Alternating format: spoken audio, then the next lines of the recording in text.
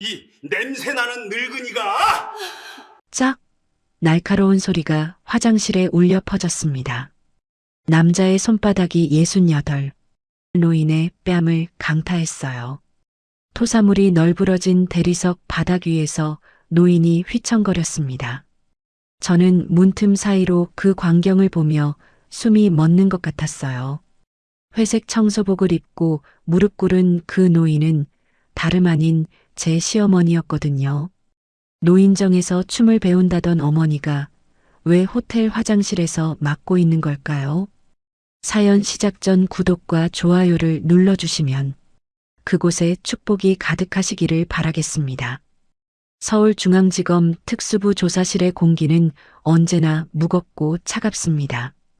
형광등 불빛이 창문 하나 없는 회색 벽면을 비추고 있었고 철제 책상 위에는 서류 더미가 산처럼 쌓여 있었어요. 이 공간에 들어서면 시간이 멈춘 것처럼 느껴지곤 했습니다. 오늘도 저는 이 답답한 조사실에서 피의자와 마주 앉아 있었어요. 상대는 마동석 회장의 비자금을 15년 넘게 관리해온 자칭 재무 전문가 박종구라는 남자였습니다. 55 정도로 보이는 그는 콧등에 걸친 금태 안경을 연신 만지작거리며 느긋한 표정을 짓고 있었어요. 마치 자기가 손님이라도 된 것처럼 의자에 깊숙이 등을 기대고 앉아 있었죠. 검사님, 법대로 합시다. 법대로요. 박종구가 입꼬리를 비틀며 말했습니다. 그의 목소리에는 묘한 여유가 묻어 있었어요. 돈 많은 회장님 뒤에 숨어 있으니 무섭지 않다는 듯한 태도였죠. 저는 그의 눈을 똑바로 바라보았습니다. 떨림 하나 없이, 감정의 파동 하나 없이요. 이런 종류의 인간들은 수없이 봐왔습니다.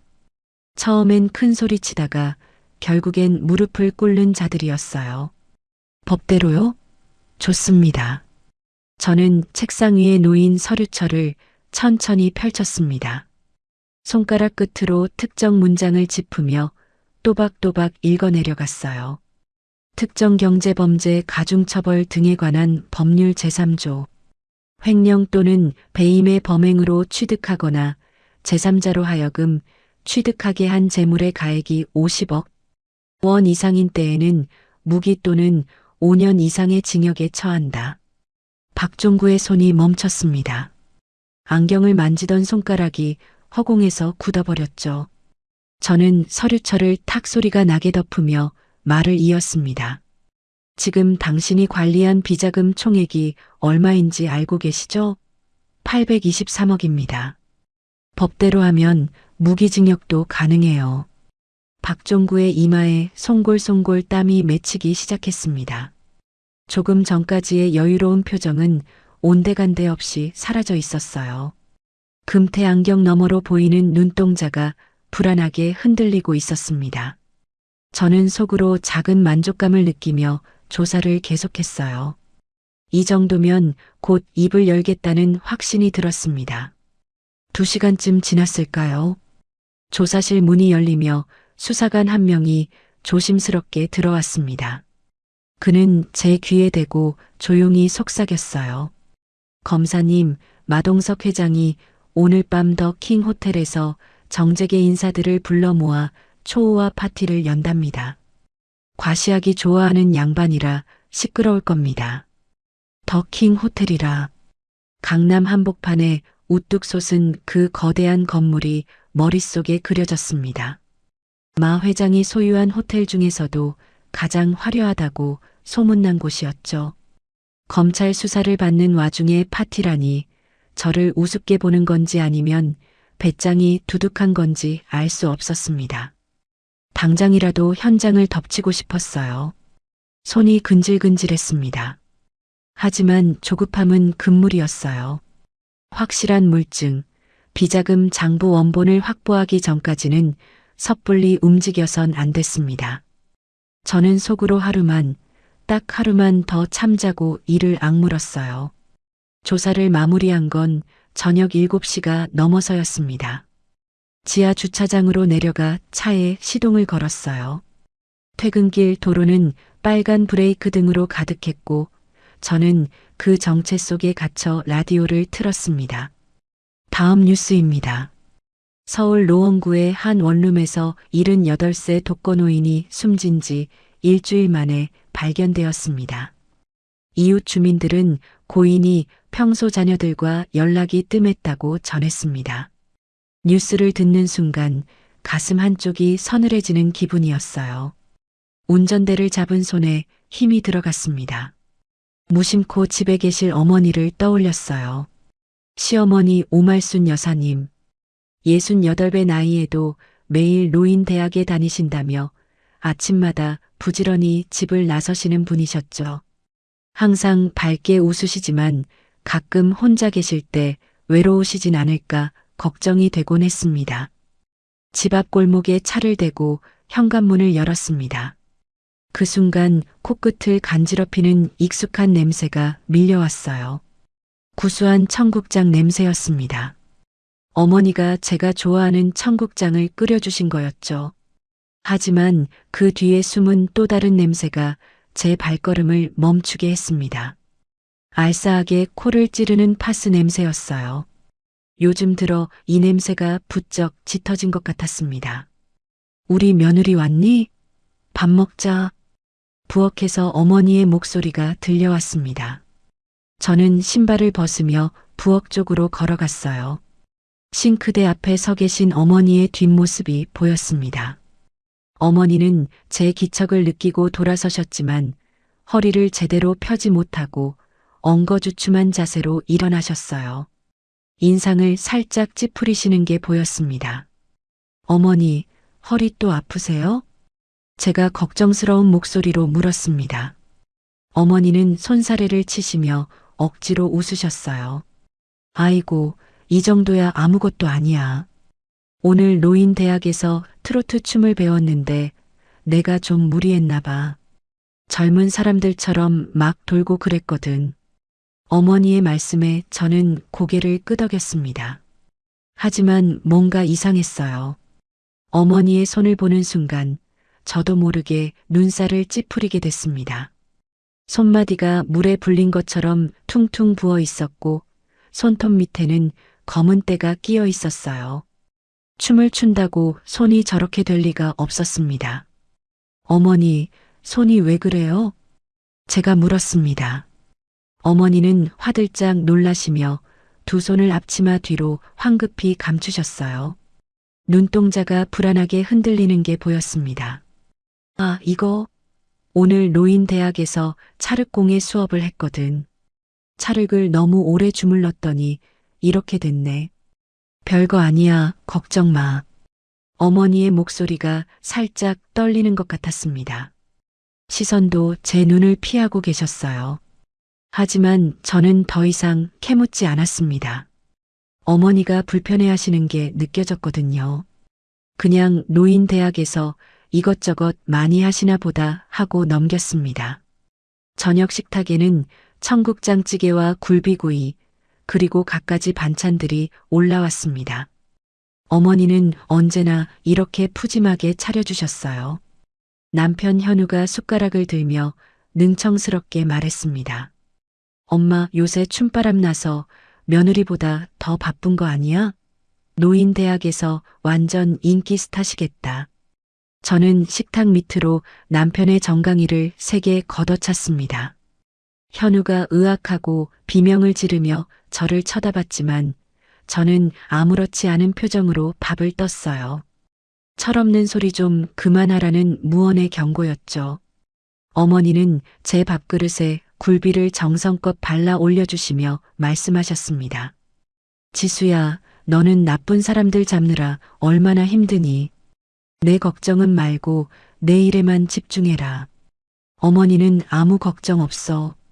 그 투박한 손길과 따뜻한 목소리에 저도 모르게 눈시울이 뜨거워졌습니다. 어머니는 평생을 고생만 하셨어요. 시아버지가 일찍 돌아가신 후 홀로 남편을 키우셨고 제가 시집온 뒤로는 손주 욕심도 내려놓으시고 오로지 저희 부부만 챙기셨죠. 그런 어머니가 이제야 노인 대학에서 춤도 배우시고 친구도 사귀신다니 저는 그게 그렇게 기쁠 수가 없었습니다. 밤 11시쯤이었어요. 목이 말라 물을 마시러 부엌으로 나갔습니다. 그때 어머니 방에서 낮은 신음소리가 들려왔어요. 아이고, 내 다리야. 저는 발소리를 죽이고 어머니 방 앞으로 다가갔습니다. 문이 살짝 열려 있었어요. 문틈으로 안을 들여다보는 순간 심장이 덜컥 내려앉는 것 같았습니다. 어머니는 침대 가장자리에 앉아 계셨어요. 바지를 무릎까지 걷어 올린 채 종아리에 압박 붕대를 칭칭 감고 계셨습니다. 희미한 스탠드 불빛 아래로 붕대 사이사이 시퍼렇게 멍든 피부가 보였어요. 어머니는 연신 인상을 찌푸리시며 혼잣말을 하셨습니다. 아이고, 내 다리야. 이거 원 죽겠네. 내일도 나가야 하는데 어쩐다. 춤 연습 후유증이라기엔 상처가 너무 심각해 보였습니다. 저건 무릎을 꿇고 오랜 시간 뭔가를 했을 때 생기는 종류의 상처 같았어요. 저는 가슴이 답답해지는 것을 느끼며 조용히 발걸음을 돌렸습니다. 들킨 것 같아 민망하기도 했고 어머니에게 뭐라고 여쭤야 할지도 몰랐거든요. 방으로 돌아와 침대에 누웠지만 잠이 오지 않았습니다. 머리맡에 놓인 서류 가방에서 마동석 회장의 수사 파일을 꺼내 들었어요. 그의 전과 기록을 다시 한번 훑어보았습니다. 직원 폭행 3건, 협박 2건, 모욕 1건. 모두 합의금으로 무마된 사건들이었죠. 돈으로 죄를 덮고 권력으로 사람을 짓밟는 인간. 저는 이를 악물었습니다. 그때 문득 내일 있을 승진 보너스가 떠올랐어요. 10년차 부장검사 승진과 함께 나오는 특별 보너스였죠. 저는 그 돈으로 어머니께 안마의자를 사드릴까 생각했습니다. 다리도 아프시고 허리도 안 좋으시니까요. 하지만 금세 고개를 저었어요. 알뜰하신 어머니 성격에 아이고 돈 아까워 당장 환불해라 하실 게 뻔했거든요. 차라리 현금으로 드리는 게 낫겠다는 생각이 들었습니다. 사고 싶은 거 하고 싶은 거 마음껏 하시라고요. 가장 현실적인 효도는 현금이라는 말이 괜히 있는 게 아니니까요.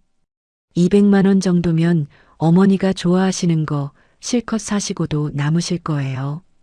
옆에서 코를 드르렁골며 자는 남편을 힐끗 보았습니다.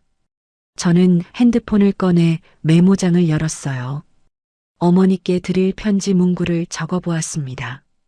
어머니, 이제 꽃길만 걸으세요. 사랑해요. 고작 2줄이었지만 그 안에 제 마음을 다 담은 것 같았어요. 내일 예쁜 봉투에 돈을 넣고 이 편지를 함께 넣어드려야겠다고 생각했습니다. 핸드폰을 내려놓고 눈을 감았습니다. 하지만 잠은 쉽게 오지 않았어요. 어머니의 퉁퉁 부은 손마디와 시퍼렇게 멍든 종아리가 자꾸 눈앞에 어른거렸습니다. 그리고 그 이미지 위로 마동석 회장의 번들거리는 얼굴이 겹쳐졌어요. 전혀 상관없는 두 사람인데 왜 자꾸 겹쳐 보이는 걸까요? 묘한 불안감이 가슴 한쪽을 짓누르는 밤이었습니다. 내일은 꼭 어머니께 용돈을 드려야겠다고 다짐했어요. 그리고 조용히 여쭤봐야겠다고요. 노인 대학에서 대체 무슨 일을 하시는 건지, 왜 매일 파스 냄새를 풍기며 돌아오시는 건지요. 하지만 그때의 저는 몰랐습니다. 내일 제가 마주하게 될 진실이 얼마나 충격적인 것인지를요. 그리고 그 진실이 제 인생에서 가장 분노에 찬 하루를 만들어낼 것이라는 사실도요. 다음 날 점심시간, 저는 검찰청 근처 은행 VIP 창구에 앉아 있었습니다. 대리석으로 마감된 고급스러운 내부와 은은하게 퍼지는 클래식 음악이 마음을 차분하게 해주었어요. 창구 직원이 공손하게 물었습니다. 전액 신권으로 준비해 드릴까요? 네, 부탁드려요. 선물용이라서요. 저는 괜히 설명을 덧붙였어요. 직원이 알겠다는 듯 미소를 지으며 자리를 떴습니다. 잠시 후 그녀가 빳빳한 5만원권 40장을 가지런히 정리해서 내밀었어요. 한 장 한 장 방금 인쇄소에서 나온 것처럼 반짝거렸습니다. 200만 원. 제 손에 쥐어진 돈다발에서 은은한 잉크 냄새가 났어요. 저는 그 무게감을 느끼며 뿌듯한 미소를 지었습니다.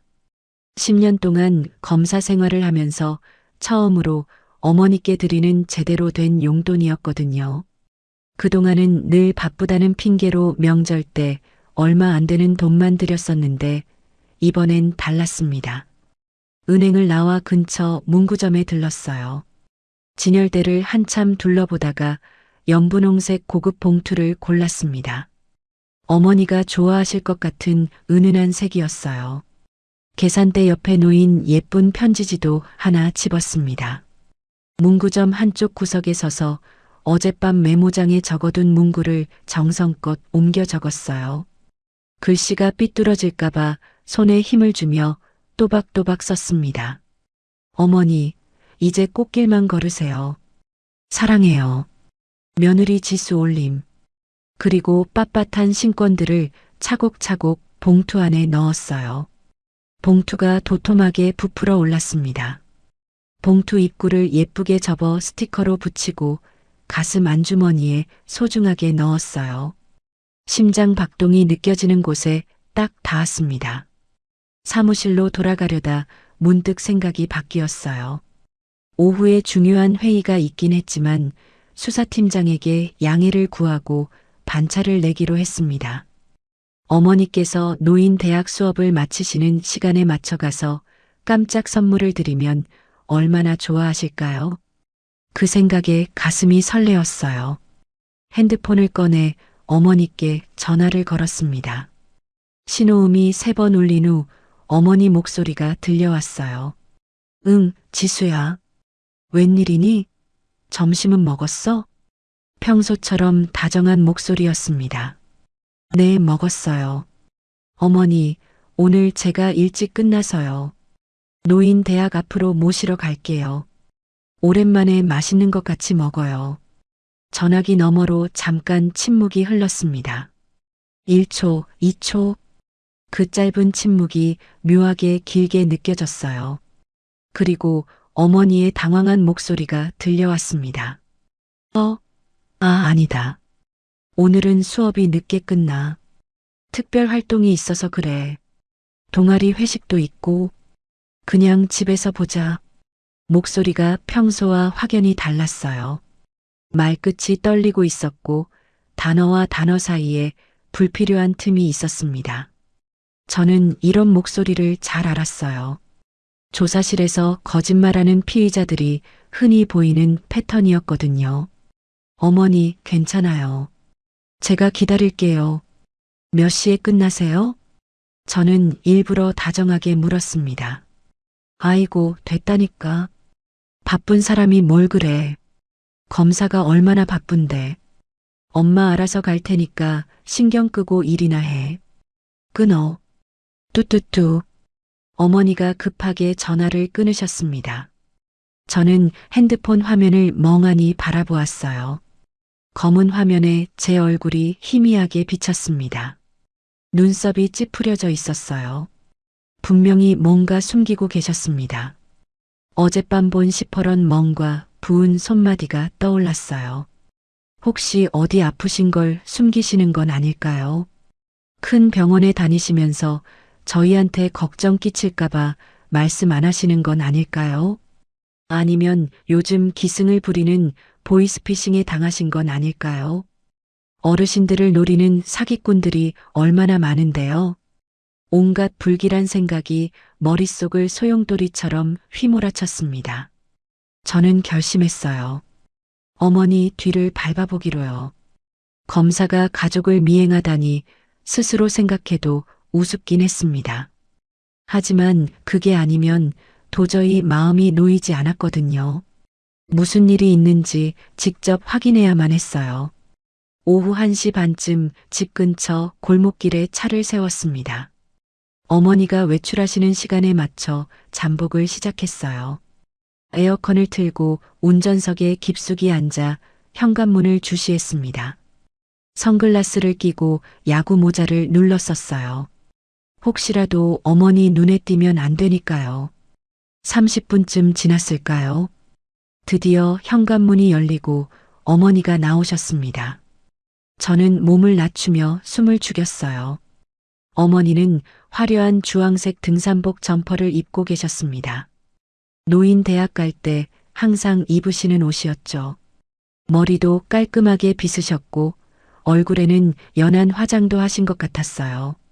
하지만 어깨에 맨가방이 유난히 무거워 보였습니다. 돌덩이라도 넣은 것처럼 한쪽 어깨가 축 처져 있었어요. 노인 대학에 갈 건데 저렇게 무거운 짐이 왜 필요할까요? 어머니는 주위를 두리번거리시더니 골목 끝으로 걸어가셨습니다. 걸음걸이가 평소보다 느렸어요. 어제 봤던 종아리 상처 때문인 것 같았습니다. 저는 시동을 걸고 천천히 차를 움직였어요. 어머니가 큰 길에서 손을 들어 택시를 잡으셨습니다. 노란색 택시가 어머니를 태우고 출발했어요. 저는 적당한 거리를 유지하며 뒤를 따랐습니다. 심장이 쿵쾅거렸어요. 택시는 강남 방향으로 향했습니다. 테헤란로를 지나 삼성동 쪽으로 접어들었어요. 유리벽으로 된 고층 빌딩들이 즐비한 거리를 지나자 거대한 건물 하나가 눈에 들어왔습니다. 더킹 호텔. 금색 간판이 햇빛을 받아 번쩍거렸어요. 어젯밤 수사관이 말했던 그 호텔이었습니다. 마동석 회장이 파티를 연다던 바로 그곳이요. 택시가 호텔 정문 앞을 지나쳤습니다.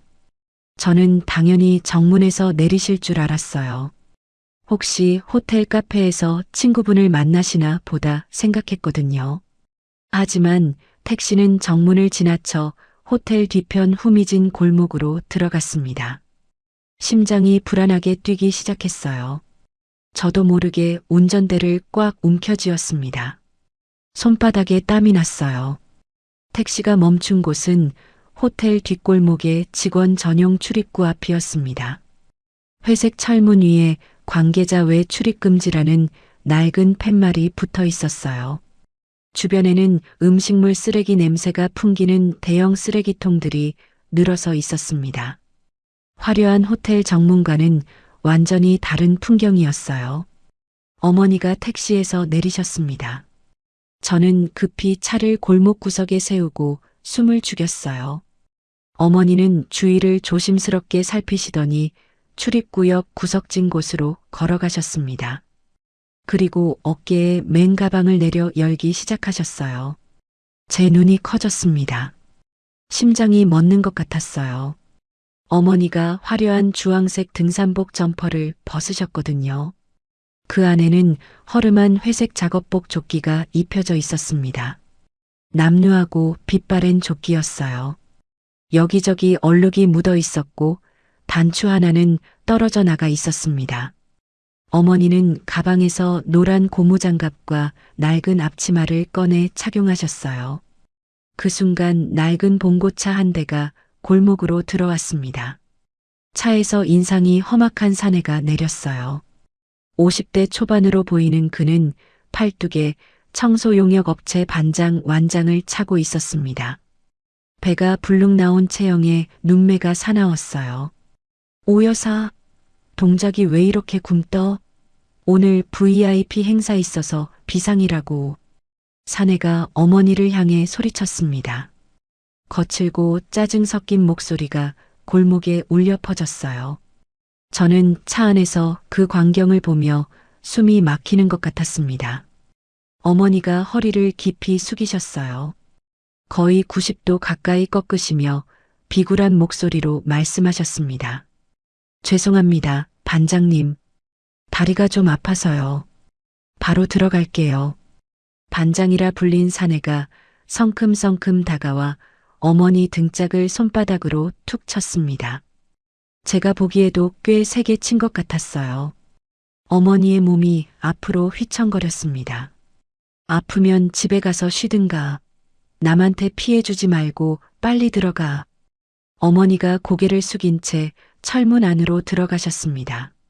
문이 닫히고 어머니의 작은 뒷모습이 사라졌어요. 저는 운전대를 잡은 손이 부들부들 떨리는 것을 느꼈습니다. 눈앞이 뿌옇게 흐려졌어요. 뜨거운 것이 볼을 타고 흘러내렸습니다. 노인대학이 아니었어요. 춤수업도 찰흙공예도 전부 거짓말이었습니다. 어머니는 며느리 몰래 호텔 청소 일을 하고 계셨던 거예요. 어젯밤 본 퉁퉁 부은 손마디가 떠올랐습니다. 손톱 밑에 끼어있던 검은 때가 떠올랐어요. 시퍼렇게 멍든 종아리와 압박 붕대가 떠올랐습니다. 그게 전부 호텔 바닥을 닦느라 생긴 상처였던 거예요. 68배 나이에 무릎 꿇고 남의 집 변기를 닦으시면서 춤 배운다고 거짓말을 하셨던 겁니다. 가슴이 찢어지는 것 같았어요. 당장 차에서 내려 어머니를 모시고 오고 싶었습니다. 저 못된 반장이란 자의 뺨을 후려치고 싶었어요. 하지만 차마 내리지 못했습니다. 지금 제가 나서면 어머니가 얼마나 창피해 하실까요? 며느리 앞에서 청소부 차림을 들킨 어머니의 자존심은 어떻게 되는 걸까요?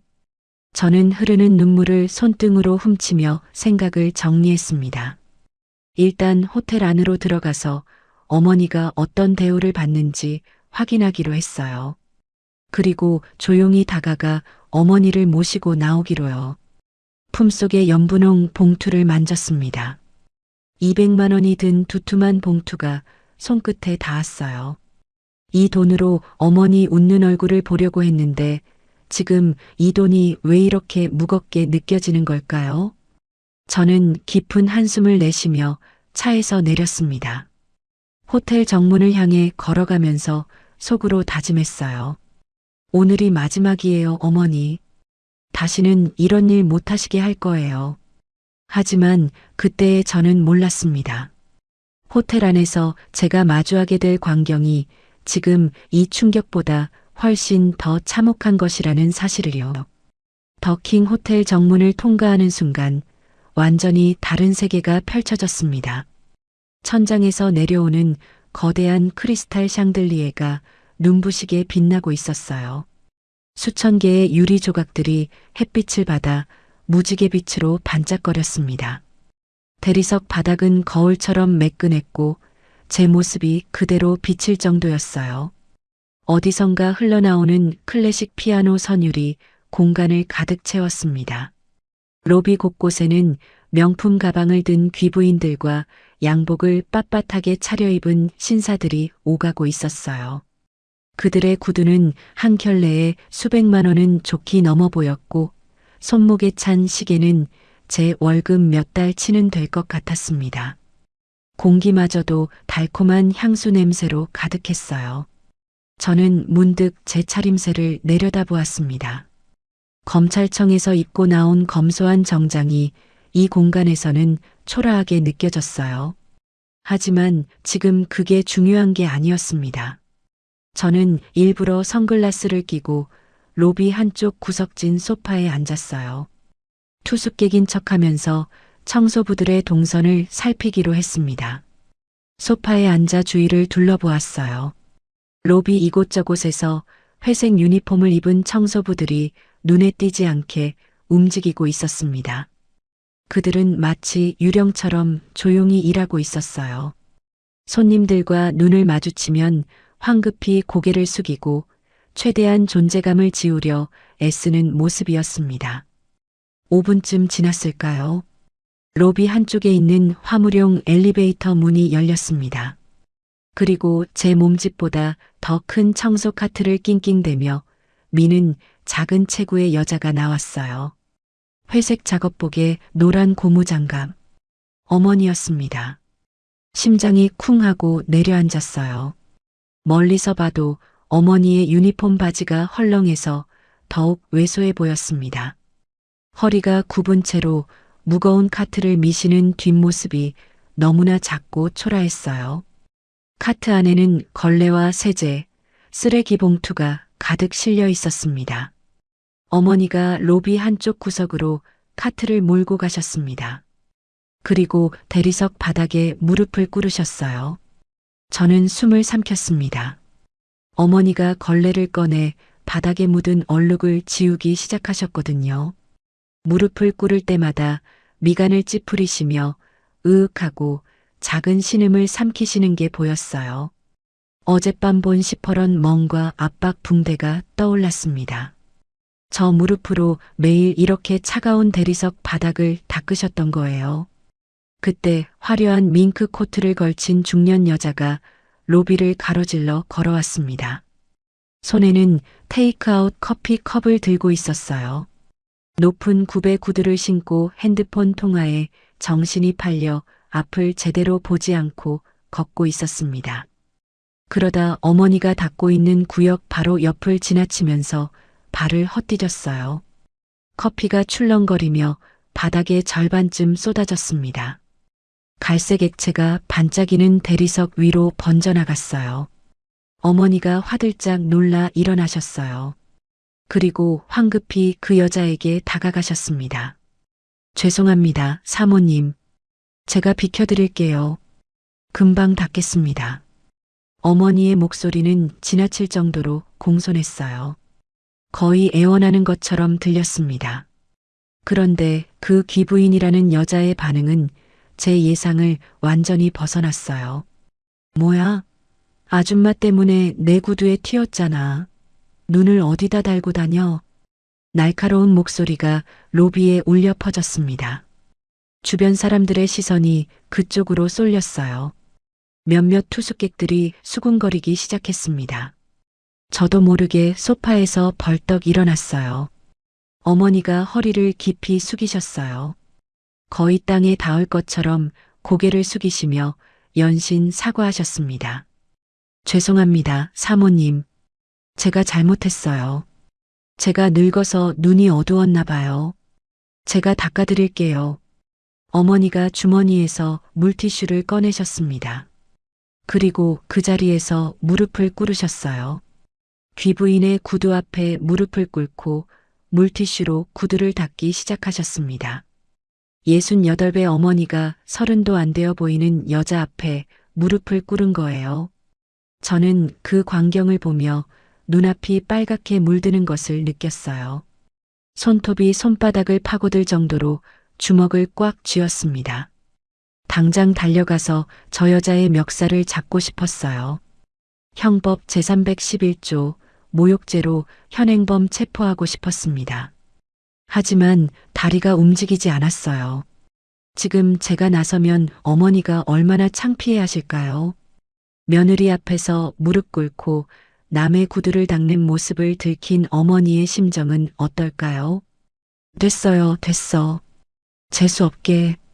귀부인이 짜증 섞인 목소리로 말하더니 지갑에서 10,000원짜리 지폐 몇 장을 꺼냈습니다. 그리고 그걸 어머니 앞 바닥에 툭 던졌어요.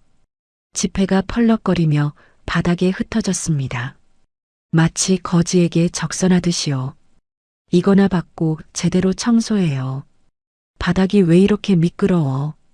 귀부인이 뒤도 돌아보지 않고 가버렸습니다. 높은 굽구두 소리가 대리석 바닥에 울리며 멀어져 갔어요. 어머니는 무릎 꿇은 자세 그대로 한참을 움직이지 못하셨어요. 작은 어깨가 미세하게 떨리고 있었습니다. 그러다 천천히 바닥에 떨어진 돈을 주워 담으셨어요. 떨리는 손으로 한 장 한 장. 저는 기둥 뒤로 몸을 숨기며 흐르는 눈물을 손등으로 훔쳤습니다. 가슴이 칼로 도려내는 것처럼 아팠어요. 저게 제 어머니입니다. 평생 고생만 하시고 아들 키우느라 청춘을 다 바치신 분이에요. 그런 분이 지금 남의 구두 앞에 무릎을 꿇고 바닥에 던져진 돈을 줍고 계셨습니다. 그때 제 핸드폰이 진동했어요. 남편 현우에게서 온 문자였습니다. 지수야, 엄마 오늘 노인대학에서 회식한대. 우리끼리 맛있는 거 시켜 먹자.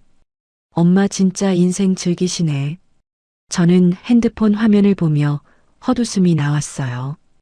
웃음인지 울음인지 모를 소리가 목구멍에서 새어나왔습니다. 이 바보 같은 사람아, 엄마가 지금 어떤 꼴을 당하고 있는데. 저는 답장을 보낼 수가 없었어요. 핸드폰을 꽉 쥔 채 그냥 서 있었습니다. 어머니가 다시 청소 카트를 밀고 이동하기 시작하셨어요. 저는 거리를 두고 그 뒤를 따랐습니다.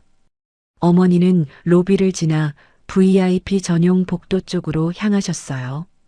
금색 테두리가 둘러진 고급스러운 복도였습니다. 벽에는 고가의 그림들이 걸려 있었고 바닥에는 푹신한 카펫이 깔려 있었어요. 일반 투숙객도 잘 가지 않는 구역이었습니다. 복도 중간쯤에서 호텔 매니저로 보이는 젊은 남자가 어머니를 불러 세웠어요. 30 초반쯤 되어 보이는 머리를 번들거리게 뒤로 넘긴 남자였습니다.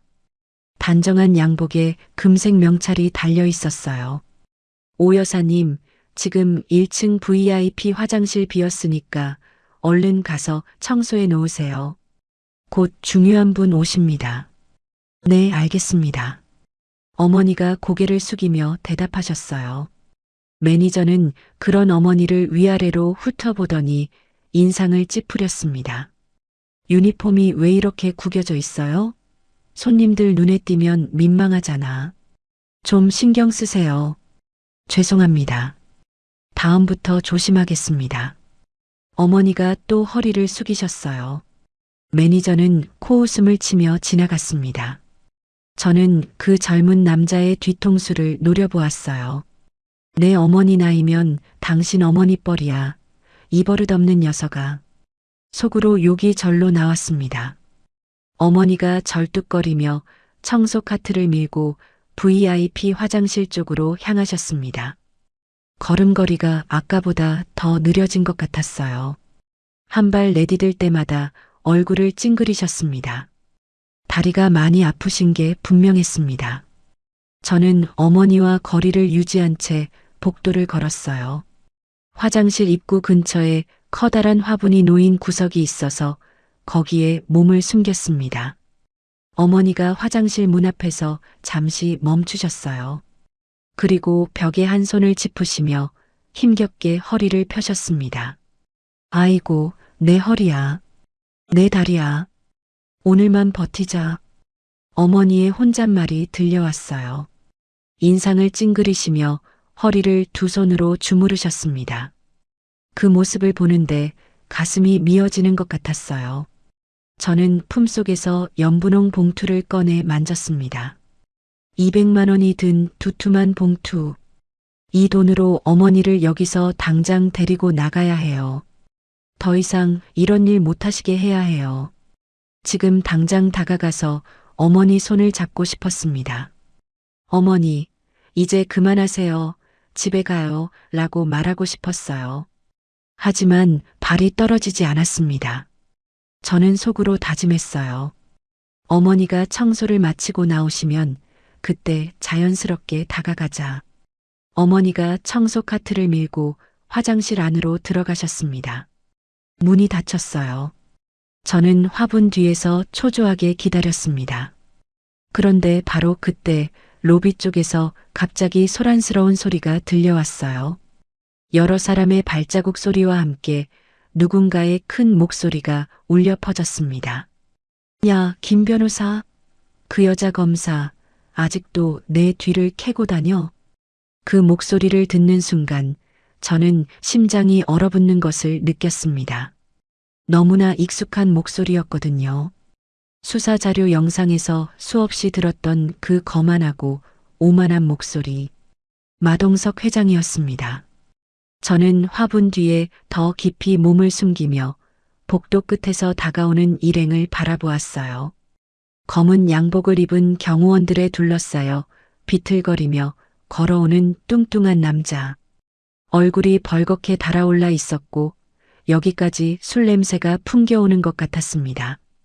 그리고 그가 향하는 곳은 방금 어머니가 들어가신 VIP 화장실이었어요. 불길한 예감이 등줄기를 타고 올라왔습니다. 손끝이 차갑게 식어갔어요. 안 돼. 저기서 마주치면 안 돼. 어머니가 저 인간과 같은 공간에 있으면 안 돼. 저는 화분 뒤에서 벌떡 일어났어요. 심장이 미친 듯이 뛰었습니다. 마 회장 일행이 화장실 쪽으로 점점 가까워지고 있었어요.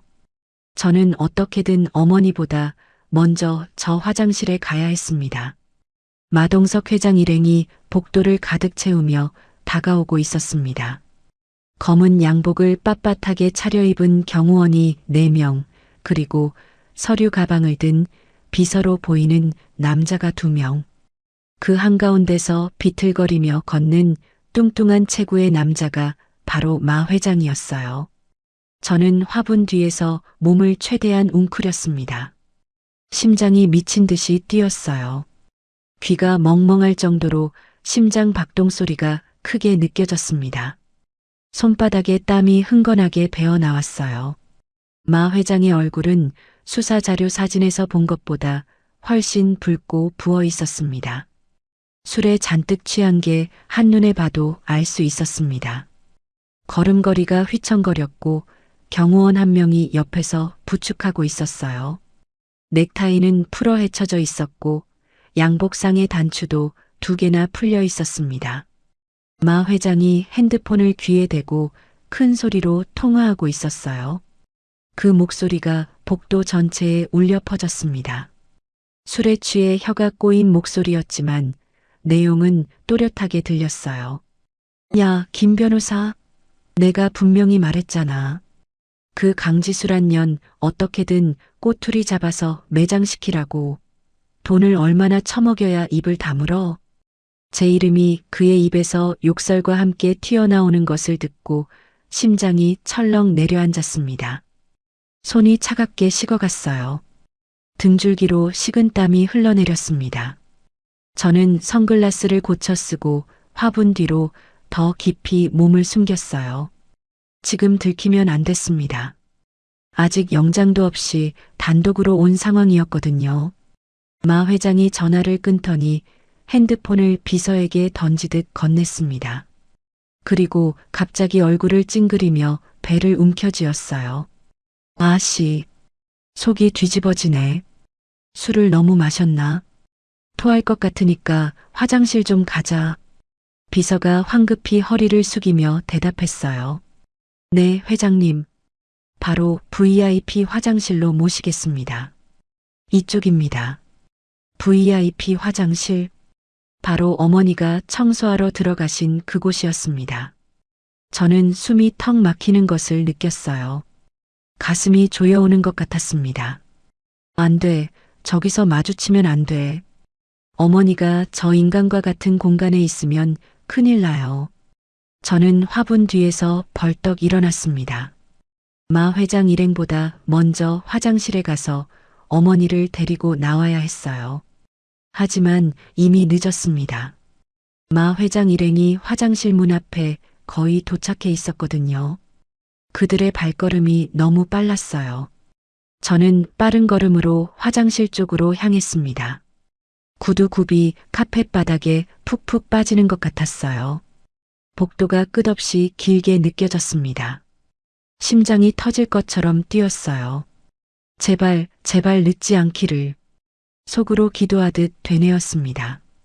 경호원들이 화장실 문 앞에 도열해 있었어요. 검은 양복을 입은 그들이 마치 성벽처럼 늘어서 있었습니다. 마 회장이 비틀거리며 문손잡이를 잡았어요. 경호원 중 한 명이 앞으로 나서며 말했습니다. 회장님, 저희가 먼저 안을 확인하겠습니다. 하지만 마 회장은 손을 휘저으며 짜증을 냈어요. 얼굴이 더 붉어졌습니다. 됐어, 됐어. 화장실까지 뭘 확인해. 빨리 토하고 나와야 된다고. 비켜. 마 회장이 경호원을 밀치고 비틀거리며 혼자 화장실 안으로 들어갔습니다. 문이 쾅 하고 닫혔어요. 경호원들은 문밖 복도에 일렬로 서서 주변을 경계하기 시작했습니다. 팔짱을 끼고 서 있는 그들의 모습이 마치 벽처럼 느껴졌어요. 저는 발걸음을 멈출 수밖에 없었습니다. 경호원들의 시선이 일제히 제게로 쏠렸어요. 그들의 눈빛이 날카로웠습니다. 덩치 큰 경호실장으로 보이는 남자가 한 발 앞으로 나서며 저를 가로막았어요. 그의 키는 180은 좋게 넘어 보였고 어깨는 문짝만 했습니다. 이쪽은 VIP 전용 구역입니다. 일반 손님은 출입하실 수 없습니다. 낮고 위압적인 목소리였어요. 저는 순간적으로 판단해야 했습니다. 지금 검사 신분증을 꺼내서 신분을 밝힐까요? 재킷 안주머니에 신분증이 있었어요. 꺼내서 보여주기만 하면 저 경호원들을 제칠 수 있었습니다. 하지만 1초, 2초, 그 찰나의 순간에 다른 생각이 머릿속을 스쳤어요. 지금 제가 검사라고 밝히고 들어가면 어떻게 될까요? 어머니는 청소부 차림으로 저를 마주하게 됩니다. 경호원들 앞에서, 마 회장 앞에서 어머니의 비밀이 다 드러나게 되는 거예요. 검사 며느리의 시어머니가 호텔 청소부라는 사실이요. 어머니의 자존심은 어떻게 되는 걸까요? 평생 숨겨왔던 비밀이 이렇게 드러나면 어머니가 얼마나 부끄러워하실까요? 그 찰나의 망설임 때문에 타이밍을 놓쳤습니다. 경호실장이 제 앞으로 한 발 더 다가왔어요. 그의 그림자가 저를 완전히 덮었습니다. 손님, 돌아가시죠. 여기는 일반인 출입 금지입니다. 저기요, 저 안에 제 지인이 있어요. 잠깐만. 제가 말을 꺼내려는 순간 다른 경호원 한 명이 제 팔을 거칠게 잡았습니다. 소나기에 힘이 들어가 아플 정도였어요. 손목이 으스러지는 것 같았습니다. 말귀를 못 알아듣네. 저리 가라니까요. 경호원이 저를 뒤로 밀쳤습니다. 저는 휘청거리며 뒷걸음질 쳤어요. 하마터면 넘어질 뻔했습니다. 분노가 치밀어 올랐지만 지금 여기서 소란을 피우면 상황이 더 복잡해질 것 같았어요. 그때였습니다. 화장실 안에서 구역질 소리가 들려왔어요. 우액, 우액. 마 회장이 토하는 소리였습니다. 역겨운 소리가 문 너머로 새어나왔어요. 그리고 곧이어 짜증 섞인 고함이 터져나왔습니다. 아, 뭐야, 여기 왜 사람이 있어? 청소 아줌마. 눈치 없이 거기서 뭐해? 저는 심장이 얼어붙는 것 같았어요. 온몸에 소름이 돋았습니다. 어머니가 아직 안에 계셨던 겁니다. 청소를 다 마치지 못하고 계셨던 거예요. 저는 경호원을 밀치고 화장실 문 쪽으로 뛰어갔습니다. 비켜요. 안에 사람이 있다고. 제가 소리쳤지만 경호원 2명이 제 앞을 가로막았어요. 그들의 손이 제 양쪽 어깨를 붙잡았습니다. 움직일 수가 없었어요. 손님, 진정하세요. 회장님, 볼일 보시는 중입니다. 볼일이 아니라 안에 어르신이 계시다고요. 68살 어르신이요. 저는 악을 썼습니다. 하지만 경호원들은 꿈쩍도 하지 않았어요. 오히려 제 팔을 더 세게 붙잡았습니다. 손목에 멍이 들 것 같았어요. 화장실 안에서 또 소리가 들려왔습니다. 이번에는 어머니의 목소리였어요. 떨리고 비굴한 목소리가 문 너머로 새어나왔습니다. 죄송합니다, 회장님. 청소하고 있었습니다. 금방 나가겠습니다. 나가긴 뭘 나가. 더러운 꼴 봤잖아. 이 냄새나는 늙은이가 왜 여기 있어. 마 회장의 고함 소리가 복도까지 울려 퍼졌습니다. 저는 이를 악물었어요. 주먹이 부들부들 떨렸습니다. 저 안에서 어머니가 무슨 일을 당하고 있는 건지 눈에 선했어요. 제발요, 저 안에 제 어머니가 계세요. 들어가게 해주세요. 저는 경호원에게 사정했습니다. 목소리가 떨렸어요. 하지만 그는 코웃음만 쳤습니다. 어머니요? 청소 아줌마가 손님 어머니라고요? 웃기시네. 사기치지 마세요. 경호원의 비웃음에 저는 피가 거꾸로 솟는 것 같았습니다. 하지만 지금은 그게 중요한 게 아니었어요. 어머니가 저 안에서 무슨 봉변을 당하고 있는지가 더 급했습니다. 화장실 문 너머로 또 소리가 들려왔어요. 쿵 하는 둔탁한 소리였습니다. 뭔가 떨어지거나 부딪히는 소리 같았어요. 물건이 쏟아지는 소리도 들렸습니다. 아이고, 어머니의 비명소리가 들렸습니다. 가슴이 찢어지는 것 같았어요. 저는 정신이 아득해지는 것 같았습니다. 경호원의 손을 뿌리치려고 안간힘을 썼어요. 나요. 당장 놓으라고요. 저는 필사적으로 몸부림쳤습니다. 하지만 경호원 2명의 힘을 당해낼 수가 없었어요. 그들은 오히려 제 팔을 더 세게 비틀었습니다. 어깨가 빠질 것 같았어요. 조용히 해요, 손님. 소란 피우면 경찰 부릅니다. 경찰을 부르겠다는 말에 저는 속으로 비웃었어요. 웃기는 소리 하고 있네. 내가 누군데? 경찰이 아니라 검찰이야. 하지만 지금 신분을 밝힐 수는 없었습니다. 밝히는 순간 어머니의 비밀이 만천하에 드러나게 되니까요. 저는 이를 악물고 버텼습니다. 화장실 안에서 마 회장의 고함이 계속 들려왔어요. 야, 늙은이. 내 옷에 토사물 튀었잖아. 눈깔이 어디 붙어 있는 거야? 이 3만 원짜리 양복이야. 죄송합니다, 회장님. 제가 닦아드릴게요. 죄송합니다. 한 번만 봐주세요. 어머니의 목소리가 울먹이고 있었습니다. 저는 눈앞이 빨갛게 물드는 것을 느꼈어요. 온몸에 피가 끓어오르는 것 같았습니다. 그때 화장실 안에서 또 다른 소리가 들렸어요. 찰싹 하는 소리. 뭔가를 세게 때리는 소리 같았습니다. 피부와 피부가 부딪히는 소리였어요. 손 치워. 더러운 손으로 내 옷 만지지 마. 마 회장의 고함과 함께 어머니의 비명이 들렸습니다. 으악! 저는 그 소리를 듣는 순간 머릿속이 하얘졌어요.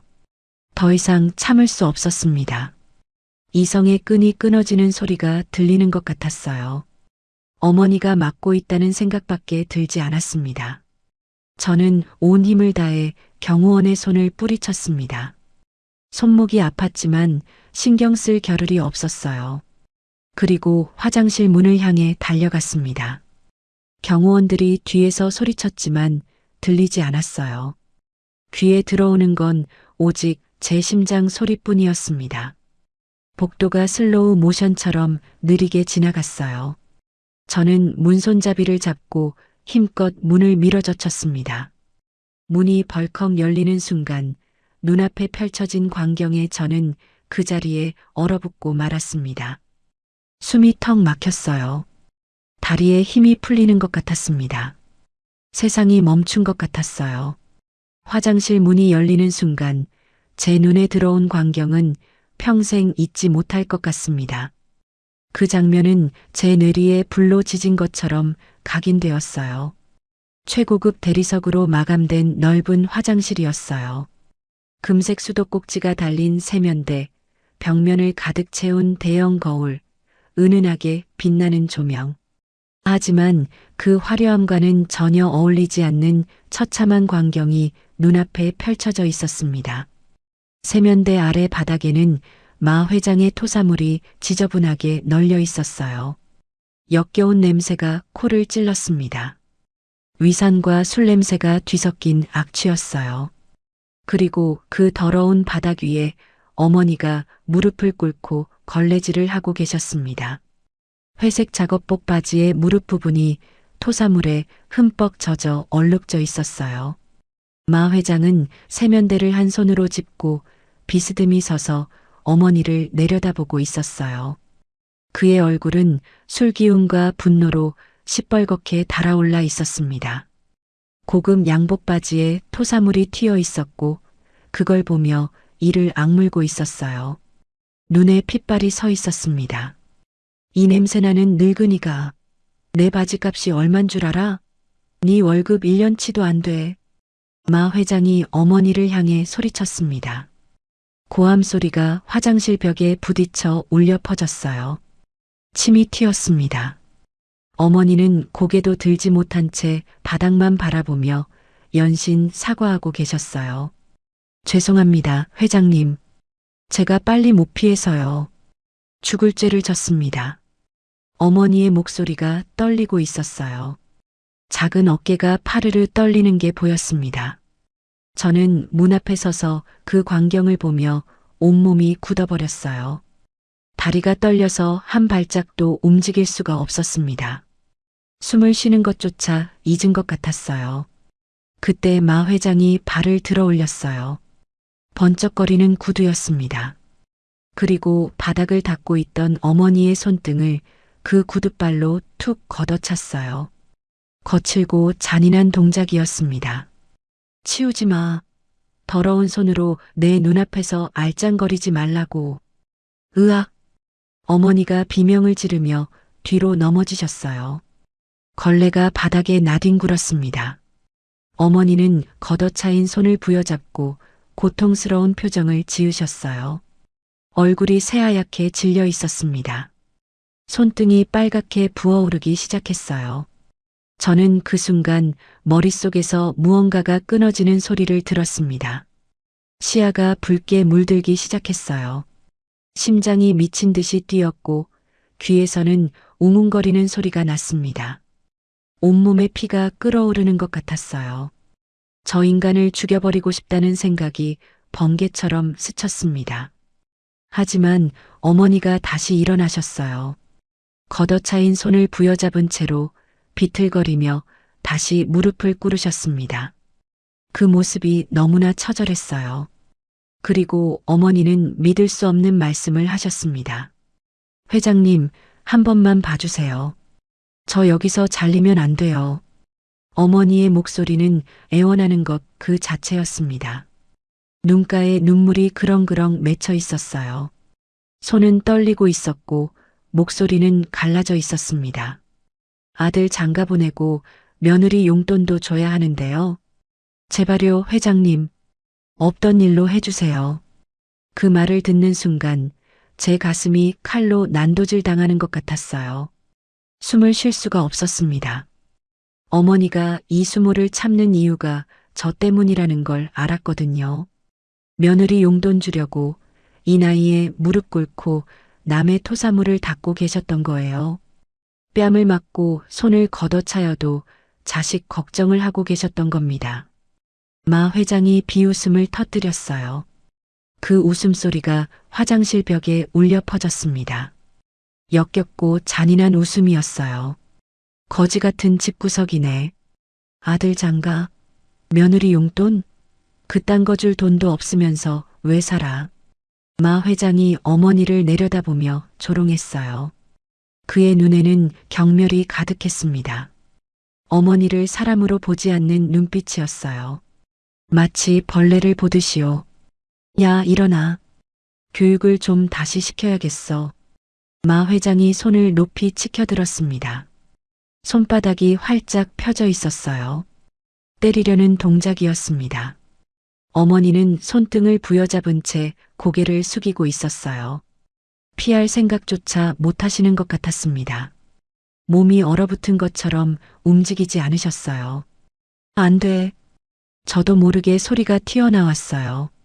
그리고 몸이 먼저 움직였습니다. 저는 어머니와 마 회장 사이로 뛰어들었어요. 하지만 제가 뛰어드는 것보다 마 회장의 손이 더 빨랐습니다. 짝! 날카로운 파열음이 화장실을 울렸어요. 마 회장의 손바닥이 어머니의 뺨을 강타한 거예요. 메마른 소리가 귓전을 때렸습니다. 어머니의 고개가 힘없이 옆으로 돌아갔어요. 작은 체구가 휘청거렸습니다. 어머니. 저는 비명을 지르며 어머니에게 달려갔습니다. 쓰러지려는 어머니를 두 팔로 받아 안았어요.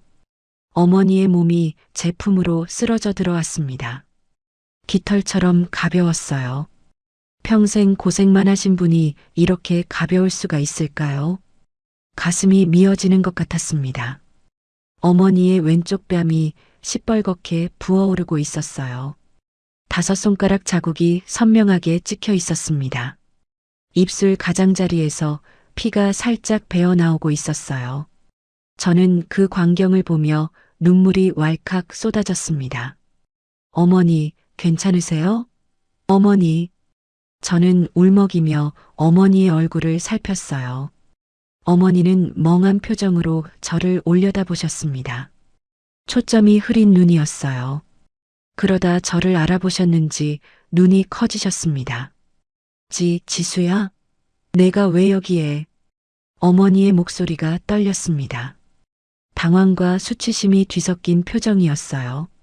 며느리에게 이 꼴을 들킨 게 맞은 것보다 더 부끄러우신 것 같았습니다.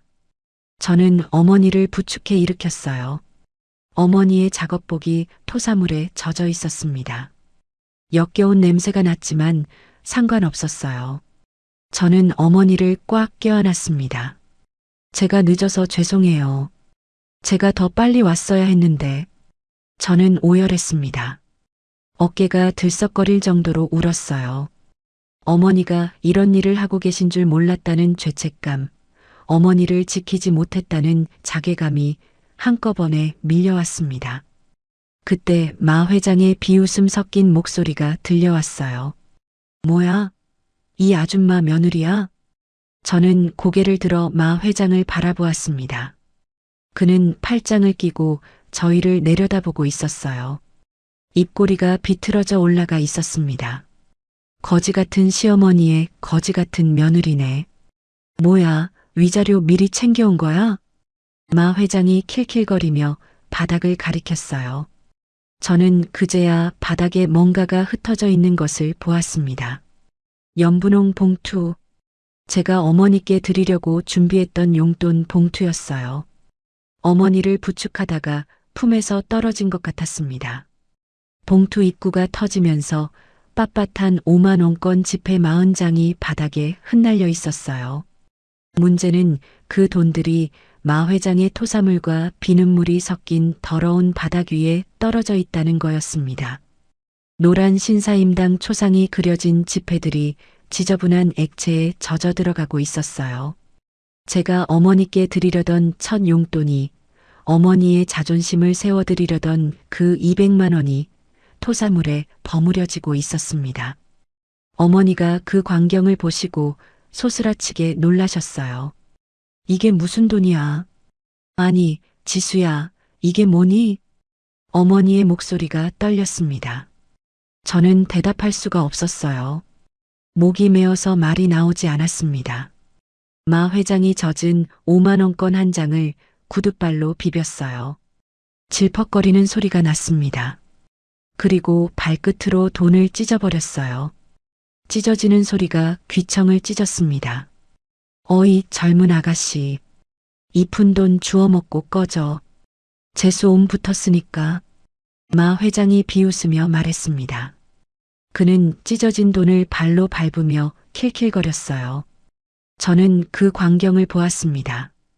찢어진 5만 원권, 퉁퉁 부어오른 어머니의 뺨, 토사물에 젖은 어머니의 무릎, 그 모든 것이 눈에 들어왔어요.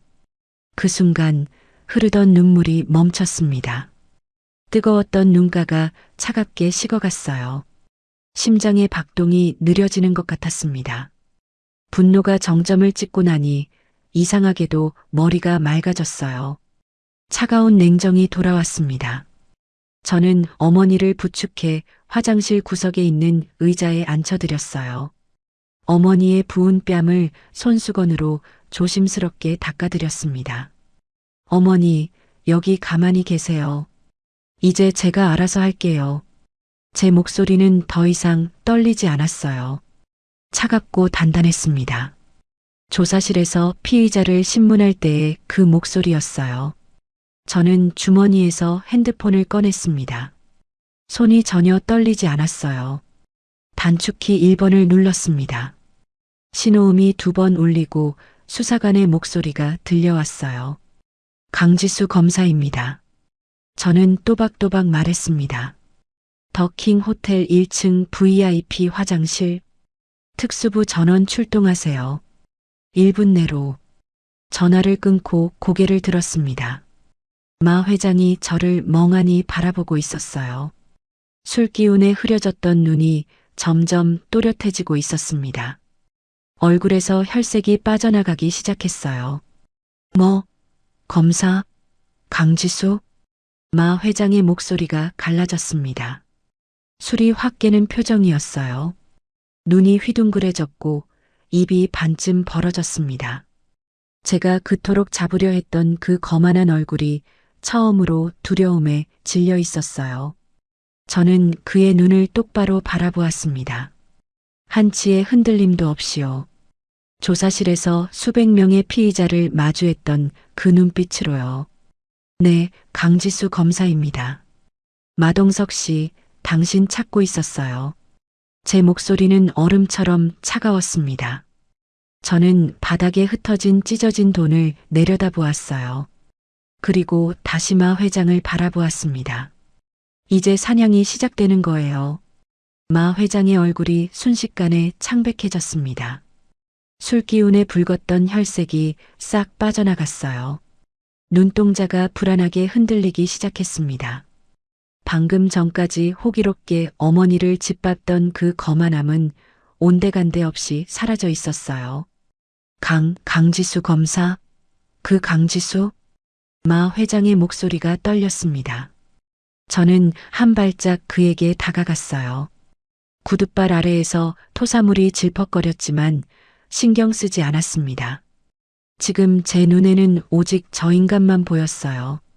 네, 서울중앙지검 특수부 강지수 검사입니다.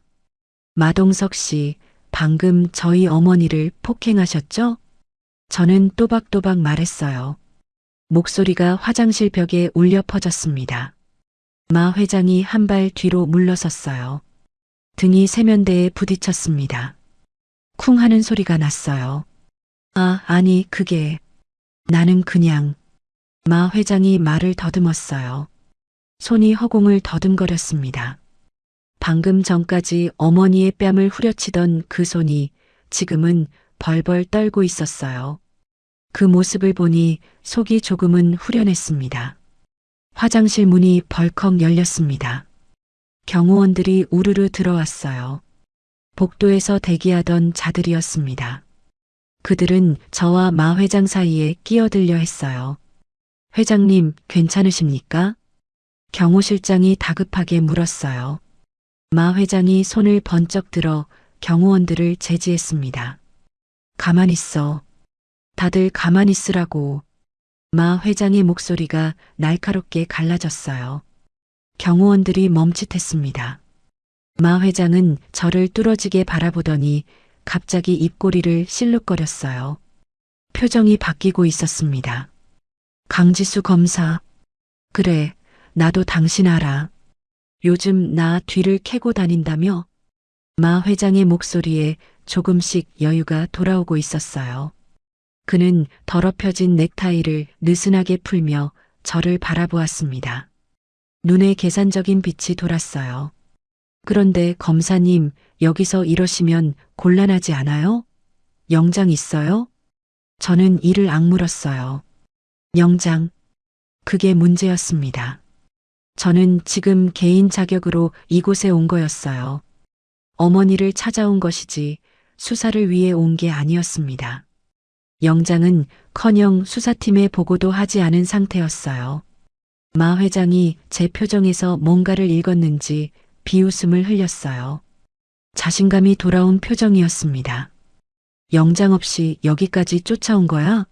그것도 청소 아줌마 면회하러? 마 회장이 킬킬거리며 어머니를 가리켰습니다. 어머니는 여전히 의자에 앉아 계셨어요. 부은 뺨을 손으로 감싸고 고개를 푹 숙이고 계셨습니다. 너무나 작고 초라한 모습이었어요. 그 모습을 보는 것만으로도 가슴이 찢어지는 것 같았습니다. 진짜 웃긴다. 검사 시어머니가 내 호텔에서 변기나 닦고 있었다니. 이거 뉴스거리 아니야? 마 회장이 주머니에서 핸드폰을 꺼냈어요. 카메라 앱을 켜려는 것 같았습니다. 제 심장이 덜컥 내려앉았어요. 찍어서 기자들한테 뿌려볼까? 특수부 에이스 검사의 시어머니, 호텔 청소부의 처참한 실태. 마 회장이 핸드폰을 어머니 쪽으로 들이댔어요. 저는 순간 머릿속이 하얘지는 것을 느꼈습니다. 만약 이 장면이 언론에 나가면 어떻게 될까요? 어머니의 얼굴이, 청소부 유니폼을 입은 어머니의 모습이 전국에 퍼지면 어떻게 될까요? 어머니의 자존심은 완전히 무너질 거예요. 평생 숨겨왔던 비밀이 만천하에 공개되는 거예요.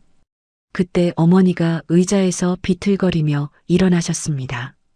저는 황급히 어머니에게 다가갔어요. 어머니, 가만히 계세요. 제가 처리할게요. 하지만 어머니는 제 손을 뿌리치셨어요. 생각보다 강한 힘이었습니다. 그리고 느린 걸음으로 마 회장 앞으로 걸어가셨어요. 뺨은 여전히 부어 있었고 작업복은 토사물에 젖어 역겨운 냄새가 났습니다. 어머니가 마 회장 앞에 서셨어요. 그리고 천천히 허리를 숙이기 시작하셨습니다. 저는 심장이 철렁 내려앉았어요. 어머니, 뭐 하세요? 제가 소리쳤어요. 하지만 어머니는 멈추지 않으셨습니다.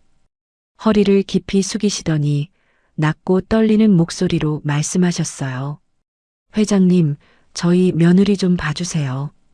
어머니의 목소리가 갈라졌습니다. 제가 잘못한 거예요.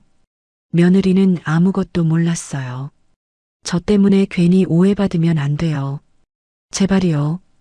저는 눈앞이 캄캄해지는 것 같았어요. 어머니가 또 저를 위해 무릎을 꿇으려 하고 계셨습니다. 방금 뺨을 맞고 손을 걷어차이고도 또 저를 위해 고개를 숙이고 계셨어요. 평생 자식을 위해 당신을 낮추셨던 어머니가 지금도 같은 일을 하고 계셨습니다. 어머니, 저는 어머니에게 달려가 팔을 잡았습니다. 어머니를 억지로 일으켜 세웠어요. 그만하세요. 이제 제발 그만하시라고요. 제 목소리가 갈라졌습니다. 눈물이 볼을 타고 흘러내렸어요. 어머니는 잘못한 거 없어요. 아무것도요. 절대 아무것도요. 저는 어머니를 꽉 껴안았습니다. 어머니의 작은 몸이 제 품에서 떨리고 있었어요. 작업복에서 나는 악취가 코를 찔렀지만 상관없었습니다. 저는 더 세게 어머니를 안았어요. 그때 복도 쪽에서 시끄러운 발자국 소리가 들려왔습니다. 여러 명이 뛰어오는 소리였어요. 쿵쿵쿵, 급박한 발소리가 점점 가까워졌습니다. 화장실 문이 벌컥 열리더니 수사관들이 우르르 들어왔어요. 검사님, 수석 수사관 박철민이 제 이름을 불렀어요. 땀에 젖은 얼굴이었습니다. 전속력으로 달려온 게 분명했어요. 그의 뒤로 특수부 수사관 5명이 따라 들어왔습니다. 경호원들이 긴장한 표정으로 수사관들을 바라보았어요. 박 수사관, 잘 왔어요. 저는 어머니를 부축한 채 철민에게 말했습니다. 목소리가 떨렸지만 최대한 침착하게 말하려 애썼어요. 이 사람 마동석 회장이에요. 방금 저희 어머니를 폭행했어요. 뺨을 때리고 발로 손등을 걷어찼어요. 목격자는 저, 그리고 저 사람들. 저는 경호원들을 가리켰어요. 그들의 얼굴이 굳어졌습니다. 마 회장의 얼굴이 다시 일그러졌어요. 방금까지의 여유가 사라지고 있었습니다. 야, 이게 무슨 짓이야? 영장도 없이 내 호텔에 쳐들어와? 마 회장이 고함을 질렀어요. 하지만 목소리에 힘이 없었습니다. 철민이 차분하게 대답했어요. 회장님, 폭행 현행범은 영장 없이 체포 가능합니다. 형사소송법 제212조. 법대로 하시죠. 마 회장의 얼굴이 더 창백해졌어요. 그는 경호실장을 쳐다보았습니다. 야, 김 변호사한테 당장 전화해. 빨리. 경호실장이 황급히 핸드폰을 꺼냈어요. 하지만 철민이 손을 들어 제지했습니다. 회장님, 일단 동행하셔야겠습니다. 변호사는 조사실에서 부르셔도 됩니다. 수사관 2명이 마 회장의 양팔을 잡았어요. 마 회장이 버둥거렸습니다. 얼굴이 시뻘겋게 달아올랐어요. 야, 손 치워. 내가 누군지 알아? 나 마동석이야. 이 나라에서 내가 누군지 알아? 마 회장이 악을 썼지만 수사관들은 꿈쩍도 하지 않았어요. 그들은 능숙하게 마 회장의 팔을 비틀어 잡고 연행하기 시작했습니다. 마 회장의 고급 양복이 구겨지고 있었어요. 이거 안 나? 야, 니들 다 죽어. 내가 가만 안 둬. 다 죽여버릴 거야. 마 회장의 고함이 복도를 울렸어요. 하지만 그 목소리는 점점 멀어져 갔습니다. 조금 전까지 어머니를 짓밟던 그 거만한 남자가 이제는 수사관들에게 끌려가고 있었어요. 저는 그 뒷모습을 바라보며 깊은 한숨을 내쉬었습니다.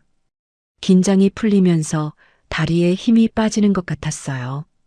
철민이 제게 다가왔어요. 검사님, 괜찮으세요? 어머님은요? 저는 고개를 끄덕였어요. 우리 어머니 좀 봐줘요. 뺨을 맞으셨어요. 손등도 걷어차였고 철민이 어머니에게 다가가 상태를 살폈습니다. 어머니는 여전히 고개를 숙이고 계셨어요. 어깨가 미세하게 떨리고 있었습니다. 제가 어머니 앞에 무릎을 꿇었어요. 차가운 대리석 바닥이 무릎에 닿았습니다. 어머니, 저는 어머니의 손을 두 손으로 잡았어요. 물집이 잡히고 퉁퉁 부은 손이었습니다. 매일 걸레를 쥐고 변기를 닦고 바닥을 문지르던 손이었어요. 이 손으로 평생 가족을 위해 일하셨던 거예요. 왜 말씀 안 하셨어요? 이런 일 하시는 거. 제 목소리가 떨렸습니다. 어머니가 천천히 고개를 드셨어요.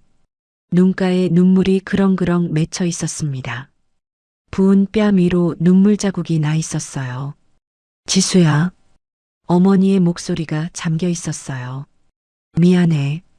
엄마가 너한테 짐이 되고 싶지 않았어. 어머니의 눈에서 눈물이 흘러내렸습니다. 너는 검사잖아. 대단한 사람이잖아. 그런 며느리한테 시어머니가 청소부라는 거 창피하잖아. 저는 그 말을 듣고 가슴이 무너지는 것 같았어요. 어머니, 저는 어머니의 손을 꼭 잡았어요. 저 때문에 이러신 거잖아요. 저한테 용돈 주시려고 이 고생을 하신 거잖아요. 어머니가 고개를 저으셨어요. 아니야. 엄마가 하고 싶어서 한 거야. 너한테 뭐라도 해주고 싶었어. 그게 엄마 마음이야. 저는 더 이상 말을 잇지 못했습니다. 오열이 터져 나왔어요. 어머니를 꽉 껴안고 한참을 울었습니다. 어머니도 제 등을 토닥이시며 울으셨어요. 바닥에는 여전히 토사물에 젖은 지폐들이 흩어져 있었습니다. 찢어지고 더럽혀진 200만 원. 아침에 은행에서 빳빳하게 뽑아온 신권들이 지금은 형체도 알아볼 수 없게 망가져 있었어요. 하지만 그 돈보다 훨씬 더 소중한 것을 저는 오늘 깨달았어요. 어머니의 사랑은 돈으로 환산할 수 없다는 것을요. 그리고 이제 제가 그 사랑을 지켜드릴 차례라는 것도요.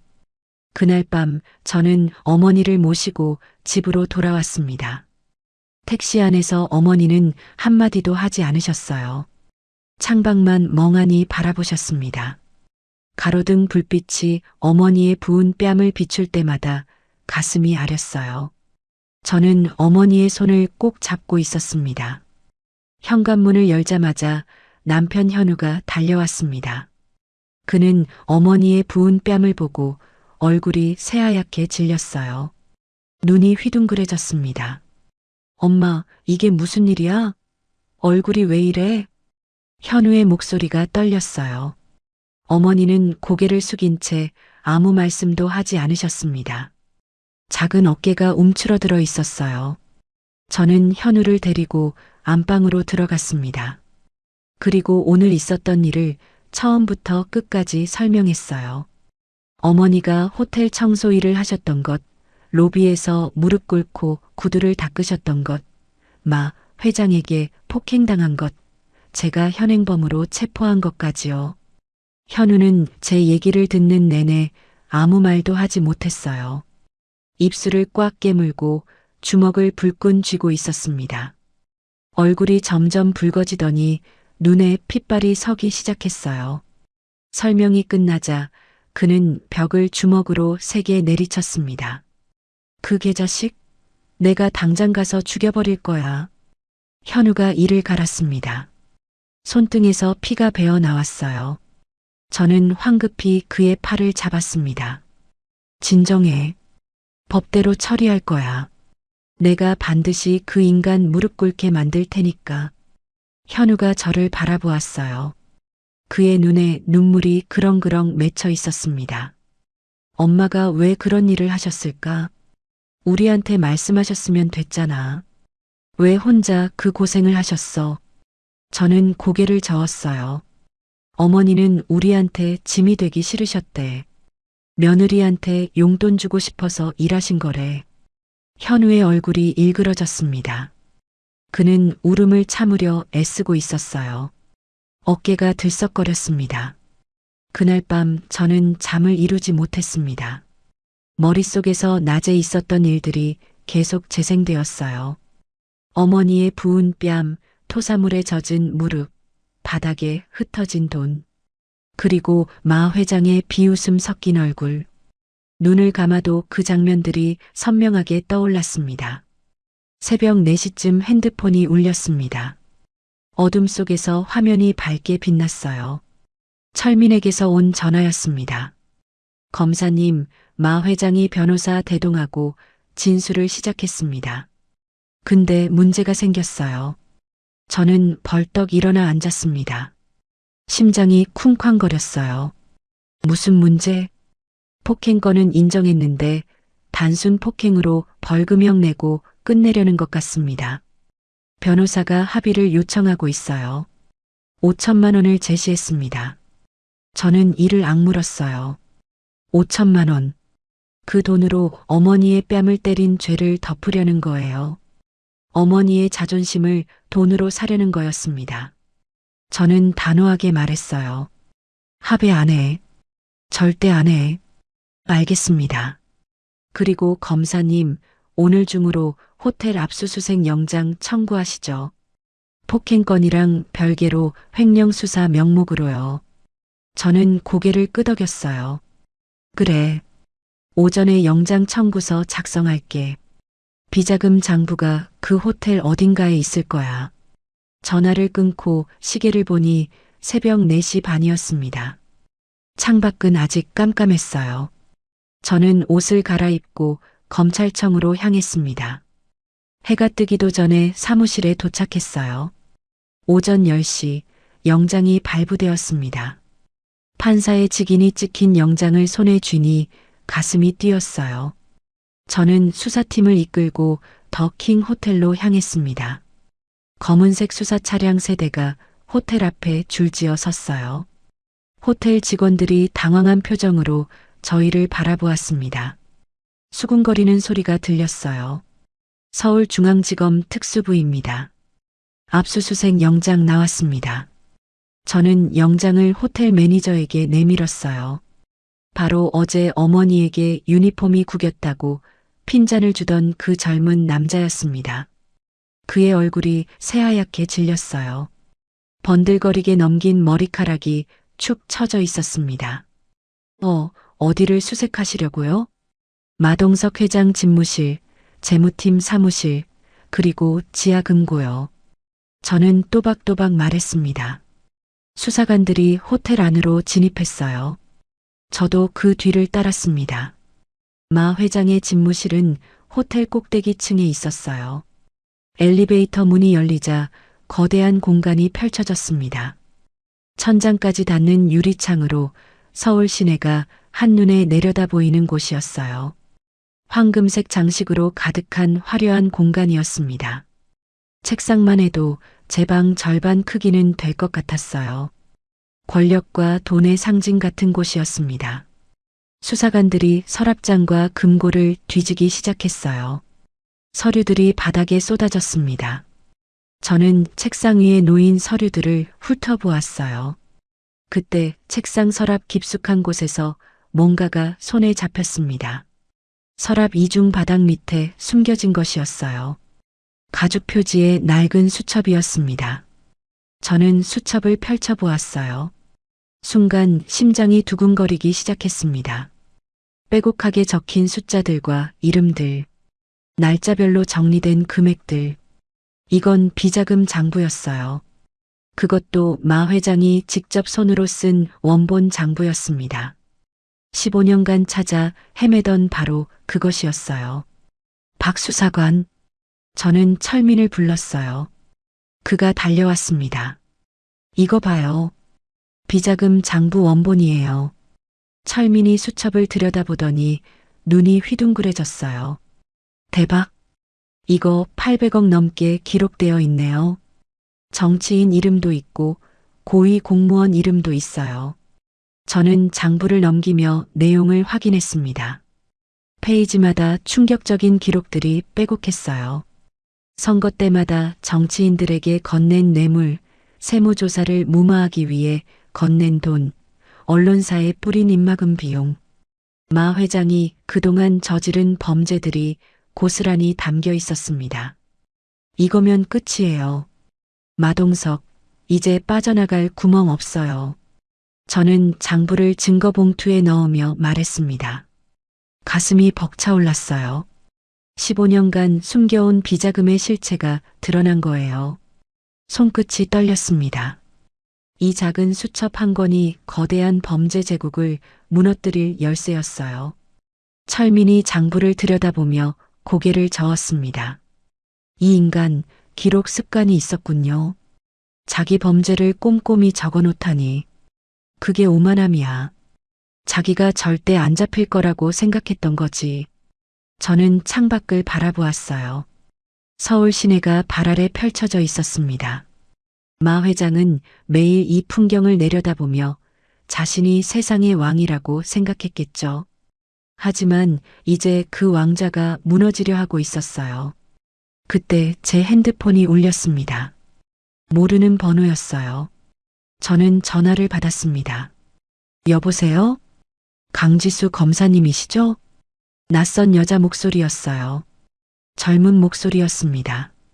약간 떨리고 있었어요. 네, 그런데 누구시죠? 저는 마동석 회장 비서실에서 일했던 사람이에요. 지금 검사님이 호텔에 계시다고 들었어요. 저는 귀를 기울였습니다. 심장이 두근거렸어요. 무슨 일이시죠? 검사님, 저 만나주실 수 있으세요? 회장님 범죄에 대해 증언하고 싶어요. 저도 피해자예요. 저는 숨을 삼켰습니다. 내부 제보자가 나타난 거예요. 어디서 만날까요? 호텔 지하 주차장 끝 구석에 제가 있을게요. 15분 뒤에요. 전화가 끊어졌습니다. 저는 철민에게 현장을 맡기고 지하 주차장으로 내려갔어요. 주차장 가장 구석진 곳에 검은색 코트를 입은 젊은 여자가 서 있었습니다. 30 초반쯤 되어 보였어요. 얼굴이 많이 야위어 있었고 눈 밑에 짙은 다크서클이 있었습니다. 주위를 두리번거리는 모습이 불안해 보였어요. 강 검사님이시죠? 여자가 조심스럽게 물었어요. 저는 고개를 끄덕였습니다. 네. 성함이 어떻게 되세요? 이서연이에요. 3년 전까지 마 회장 비서실에서 일했어요. 서연은 주위를 다시 한번 살피며 목소리를 낮췄습니다. 검사님, 마 회장은 생각보다 훨씬 더 나쁜 사람이에요. 비자금만이 아니에요. 그 사람 밑에서 일하다 다친 사람들이 한둘이 아니에요. 저는 서연의 말에 귀를 기울였어요. 어떤 피해가 있었나요? 서연의 눈에 눈물이 맺혔습니다. 목소리가 떨리기 시작했어요. 저도 맞았어요. 3년 전에요. 서류 실수했다고 뺨을 맞았어요. 그리고 입막음으로 돈을 받았죠. 그때는 무서워서 아무 말도 못했어요. 밤마다 악몽을 꿨어요. 저는 가슴이 먹먹해졌어요. 어머니만 피해자가 아니었던 거예요. 서연 씨, 법정에서 증언해 주실 수 있으세요? 서연이 고개를 끄덕였습니다. 눈물이 볼을 타고 흘러내렸어요. 네. 이제 더 이상 숨고 싶지 않아요. 저처럼 당한 사람들이 여럿 있어요. 제가 다 연결해 드릴게요. 저는 서연의 손을 잡았어요. 떨리고 차가운 손이었습니다. 고마워요. 용기 내주셔서 정말 고마워요. 서연이 희미하게 미소 지었습니다. 오랜만에 웃어보는 것 같은 어색한 미소였어요. 저는 주차장을 나서며 하늘을 올려다보았습니다. 맑고 푸른 하늘이었어요. 구름 한 점 없이 청명했습니다. 가슴속에서 뜨거운 것이 치밀어 올랐어요. 어제까지만 해도 막막하기만 했던 수사가 이제 끝이 보이기 시작했습니다. 마동석, 이제 내 죗값을 치를 때가 왔어. 비자금 장부와 피해자 증언. 이제 두 개의 칼날이 마 회장의 목을 겨누고 있었습니다. 저는 주먹을 불끈 쥐었어요. 어머니의 부은 뺨이 눈앞에 어른거렸습니다. 토사물에 젖은 무릎이 바닥에 던져진 돈이 떠올랐어요. 반드시 무릎 꿇게 만들 거예요. 어머니가 당하신 그 수모의 100배, 1000배로 갚아줄 거예요. 저는 굳은 표정으로 호텔 정문을 향해 걸어갔습니다. 발걸음이 가벼웠어요. 이제 시작이었습니다. 3개월 후 서울중앙지방법원 대법정. 저는 검찰 측 좌석에 앉아 판사의 입을 바라보고 있었습니다. 심장이 두근거렸어요. 손바닥에 땀이 흥건했습니다. 오늘이 선고 공판이었어요. 3개월간의 치열한 공방 끝에 드디어 결론이 나는 날이었습니다. 마 회장 측 변호인단은 온갖 수단을 동원해 무죄를 주장했지만 비자금 장부와 피해자들의 증언은 압도적이었어요. 방청석을 돌아보았습니다. 어머니와 현우가 나란히 앉아 계셨어요. 어머니의 뺨에 남았던 멍은 이미 사라졌지만 그날의 기억은 아직도 선명했습니다. 어머니는 긴장한 표정으로 두 손을 꼭 모으고 계셨어요. 그 옆에는 이서영과 다른 피해자들도 앉아 있었습니다. 저들도 오늘 이 순간을 기다려왔을 거예요. 피고인석에는 마동석이 앉아 있었습니다. 3개월 전 호텔 화장실에서 봤던 그 거만한 모습은 온데간데 없었어요. 머리카락은 허옇게 새어 있었고 얼굴은 푹 꺼져 있었습니다. 광대뼈가 툭 튀어나와 있었어요. 구치소 생활이 그를 완전히 다른 사람으로 만들어 놓았습니다. 판사가 서류를 정리하며 입을 열었습니다. 법정이 숨죽였어요. 기침 소리 하나 들리지 않았습니다. 시계 초침 소리만 또각또각 울렸어요. 피고인 마동석에 대한 판결을 선고합니다. 판사의 목소리가 법정에 울려 퍼졌어요. 저는 숨을 멈추었습니다. 특정경제범죄 가중처벌 등에 관한 법률 위반, 횡령 823억 원, 뇌물공여죄, 폭행죄 다수 이상의 죄목에 대해 피고인을 징역 20년에 처합니다. 또한 추징금 800억 원을 명합니다. 법정이 술렁거렸습니다. 20년. 예상보다 높은 형량이었어요. 저는 가슴이 벅차올랐습니다. 손이 떨렸어요. 눈시울이 뜨거워졌습니다. 판사가 말을 이었습니다. 피고인은 15년이 넘는 기간에 걸쳐 막대한 금액을 횡령하고 이를 은폐하기 위해 정관계 인사들에게 뇌물을 제공하였습니다.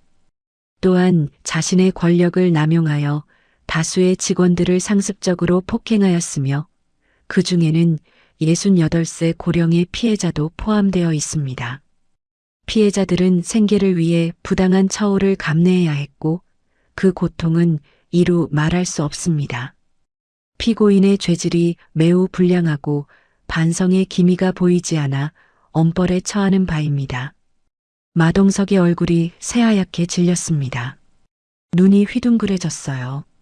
그는 벌떡 일어나 소리쳤습니다. 이건 부당해. 항소할 거야. 전부 다 조작이라고. 법정 경위들이 달려와 그를 제지했습니다. 마동석은 버둥거리며 악을 썼어요.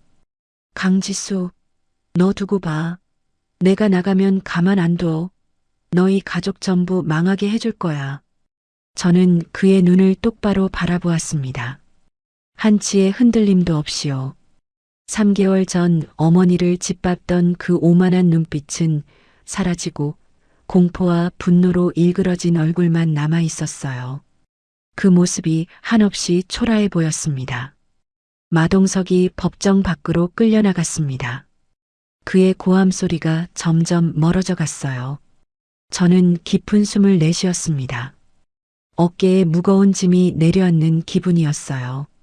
3개월간의 긴장이 한꺼번에 풀리는 것 같았습니다. 방청석에서 어머니가 일어나셨습니다. 저는 검찰 측 좌석에서 일어나 어머니에게 다가갔어요. 어머니의 눈에 눈물이 그렁그렁 맺혀 있었습니다. 지수야. 어머니가 제 이름을 부르셨어요. 목소리가 떨리고 있었습니다. 고마워. 우리 며느리가 최고야. 엄마가 복을 받았어. 저는 어머니를 꽉 껴안았습니다. 어머니의 작은 몸이 제 품에 안겼어요. 따뜻했습니다. 파스 냄새가 희미하게 났지만 그 냄새가 이제는 싫지 않았어요. 등 뒤에서 현우도 저희를 껴안았습니다. 우리 셋은 법정 한복판에서 한참을 부둥켜 안고 있었어요. 이서연이 다가왔습니다. 그녀의 눈에도 눈물이 맺혀 있었어요. 검사님, 감사합니다. 3년 동안 가슴에 묻어뒀던 게 이제야 풀리네요. 저는 서연의 손을 잡았습니다. 서연 씨가 용기 내주셔서 가능했어요. 고마워요. 서연이 고개를 숙이며 말했어요. 아니에요. 검사님이 먼저 싸워주셨잖아요. 검사님, 어머님 일을 뉴스에서 보고 저도 용기를 낼 수 있었어요. 저는 가슴이 뭉클해졌습니다. 어머니가 당하신 수모가 결국 다른 피해자들에게 용기를 준 셈이었어요. 고통이 헛되지 않았다는 생각이 들었습니다. 법원을 나서자 기자들이 우르르 몰려왔습니다. 수십 대의 카메라가 일제히 저를 향했어요. 플래시가 연신 터지고 마이크가 제 앞에 들이밀어졌습니다. 강 검사님, 소감 한마디 부탁드립니다. 이번 사건의 가장 큰 의의는 뭐라고 보십니까? 저는 카메라를 향해 또박또박 말했습니다. 목소리가 떨리지 않도록 심호흡을 했어요. 오늘 판결은 약자를 짓밟고 권력을 남용한 자에 대한 정당한 심판입니다. 돈과 권력이 있다고 해서 무엇이든 할 수 있는 게 아닙니다. 법 앞에 예외는 없습니다. 그리고 이 자리를 빌려 용기 있게 증언해 주신 피해자분들께 감사의 말씀을 드립니다. 기자들이 연신 카메라 셔터를 눌렀어요. 저는 어머니와 현우의 손을 잡고 기자들 사이를 지나 법원 계단을 내려왔습니다. 가을 햇살이 따뜻하게 얼굴을 비추었어요. 그날 저녁, 우리 가족은 집에서 조촐한 저녁 식사를 했습니다. 어머니가 직접 끓여주신 청국장찌개와 굴비구이. 3개월 전 그날 밤과 똑같은 메뉴였어요. 하지만 분위기는 완전히 달랐습니다. 웃음소리가 끊이지 않았어요. 어머니는 연신 제 밥그릇에 반찬을 올려주셨습니다. 식탁에 둘러앉아 밥을 먹으며 저는 어머니를 바라보았어요. 어머니의 손은 여전히 거칠었습니다. 오랜 세월 고된 일로 굳은 손이었어요. 하지만 이제 그 손으로 호텔 바닥을 닦지 않아도 됐습니다. 그 생각에 가슴이 뭉클해졌어요. 어머니, 저는 숟가락을 내려놓고 어머니께 말씀드렸어요. 이제 정말 쉬세요. 더 이상 일 안 하셔도 돼요. 어머니가 고개를 저으셨어요. 지수야, 엄마는 일하는 게 좋아. 가만히 있으면 몸이 굳어. 현우가 어머니의 손을 잡았습니다. 엄마, 일하고 싶으시면 우리 가게 좀 도와주세요. 제가 작은 카페 하나 열 거거든요. 거기서 커피 한 잔씩 내려주시면 안 돼요? 어머니의 눈이 휘둥그레졌어요. 카페? 내가? 네.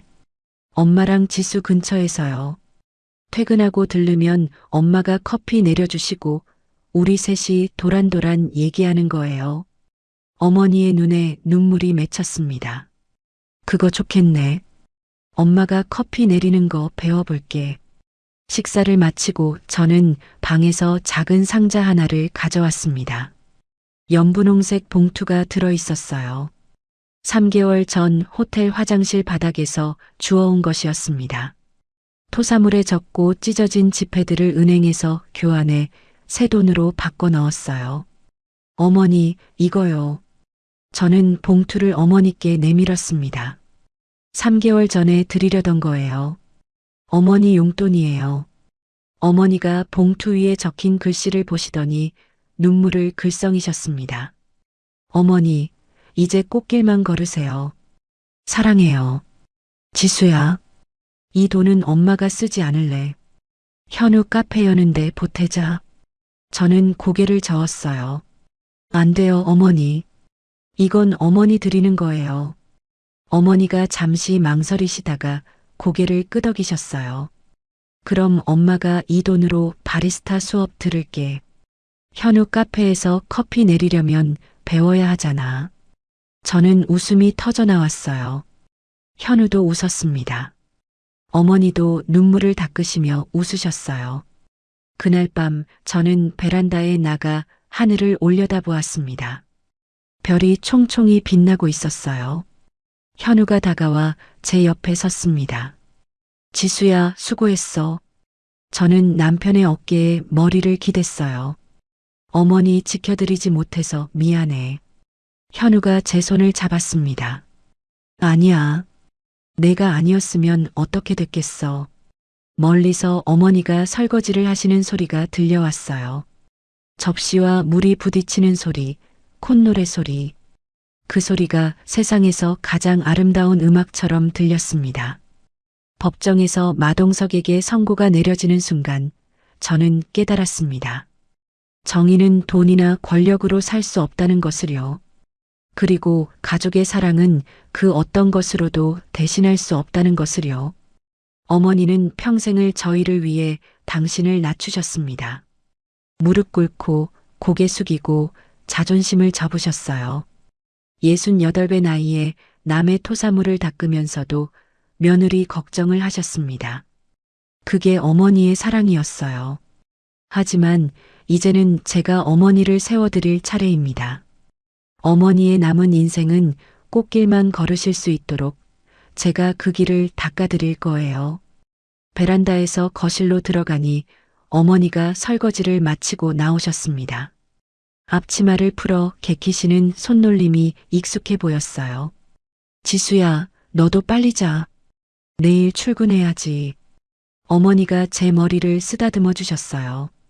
투박하지만 따뜻한 손길이었습니다. 물집이 잡히고 굳은 살이 박힌 손이었지만 세상에서 가장 포근한 손이었어요. 우리 며느리 덕분에 이 나이에 바리스타 수업 다니게 생겼네. 신난다, 신나. 어머니가 웃으시며 방으로 들어가셨어요. 그 뒷모습이 예전보다 한결 가벼워 보였습니다. 어깨가 펴져 있었어요. 저도 웃으며 제 방으로 향했어요. 내일은 또 다른 사건이 기다리고 있겠지요. 세상에는 아직도 약자를 짓밟는 자들이 있을 거예요. 하지만 두렵지 않았습니다. 지켜야 할 가족이 있고 함께 걸어갈 길이 있으니까요. 이것이 제 이야기입니다. 호텔 청소부 시어머니와 200만 원 용돈 봉투의 이야기입니다. 오늘의 사연 어떠셨나요?